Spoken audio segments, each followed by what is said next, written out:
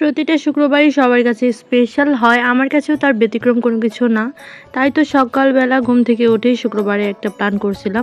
আর আমার এই শুক্রবারে প্ল্যান ছিল যে আমরা একটা ছোটোখাটো পিকনিক করব, বাসার যারা আছি তারাই, মানে আমার ভাইয়ের মেয়েদেরকে সাথে নিয়ে আমরা করব একটা পিকনিক।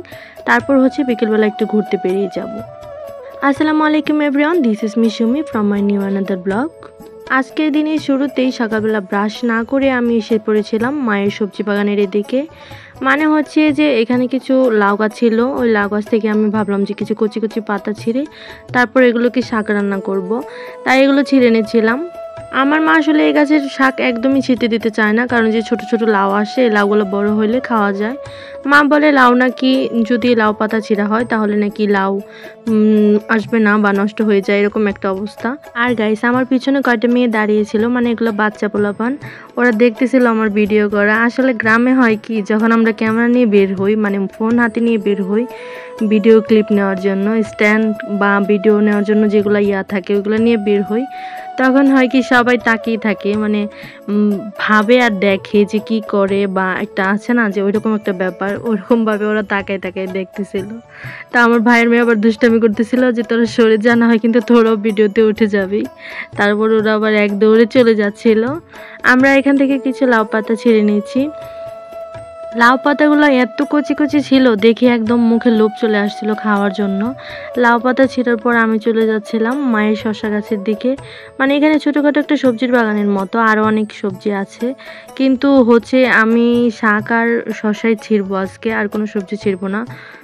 বাবার বাড়ি ভাতে মনে হয় ভিটামিন আছে, না হয় এত মোটা কেন হয়ে যাচ্ছি। বাবার বাড়িতে আসলে আমি মোটা হয়ে যাই, মানে এখানে এসে বসে বসে খেয়ে খেয়ে এত এত মোটা হই, বুঝতেই পারি না। ডায়েট করলেও কোনো কাজে আসে না, তবুও অনেকটা হেলদি হয়ে যায়।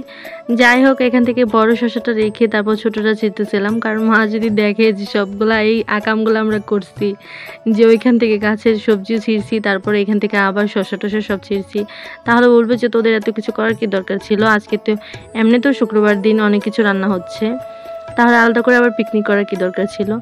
যাই হোক, আমরা এগুলো তুলে নিয়ে বাসায় চলে যাচ্ছিলাম, মানে বাসার যে পিছনে গেটটা, ওই গেটটা দিয়ে আমরা বাসায় চলে যাচ্ছিলাম। এগুলো রেখে খেতে আমরা রেডি হয়ে যাচ্ছিলাম। আমি রেডি হওয়ার ফাঁকে ফাঁকে আমার ছেলে, ও হচ্ছে একটা না একটা অকাম করবেই। ও চোখের মধ্যে মাস্কারা, সব কিছু, লিপস্টিক, গালের মধ্যে ব্লাশার সব করে রাখছিল, মানে ও রেডি হবে আমাদের সাথে সাথে। ওর এগুলো ক্লিপ নিতে চাচ্ছিলাম, কিন্তু সে কোনোভাবে রাজি হচ্ছিল না ক্যামেরার সামনে আসতে। তো রেডি হয়ে আমরা চলে যাচ্ছিলাম নানির বাড়িতে। মানে নানুর বাড়িতে যাওয়ার পর একটু বসে আমি রেস্ট করলাম, মানে আমাদের সাথে আরও যারা যারা যাবে ওদেরকে সবাইকে, ওর রেডি হচ্ছিল তাই দেখতে গিয়েছিলাম। তো ওরা সবাই রেডি হয়ে গেছে। আমরা আসলে বাসা থেকে কাছেই যাচ্ছিলাম, তাই হেঁটে হেঁটেই যাচ্ছিলাম। এই যে আমরা যেখানে আসছি মূলত সেটার গেটই হচ্ছে এইটা, মানে পিছনের একটা গেট, একটা বাঁশের বেড়া, ছোটোখাটো একটা পার্ক বলা যায় এটাকে। এটা আগে এরকম ছিল, কিন্তু এখন উন্মুক্ত করে দেওয়া হয়েছে যে গ্রামের সবাই যাওয়া আসা করতে পারে। এখানে তেমন কোনো কিছু নাই, শুধু গাছপালা আর হচ্ছে এই খোলা একটা মাঠের মতো, এগুলো ইত্যাদি। আজকের ভিডিও এখানেই শেষ করছি। সবাই ভালো থাকবা, সুস্থ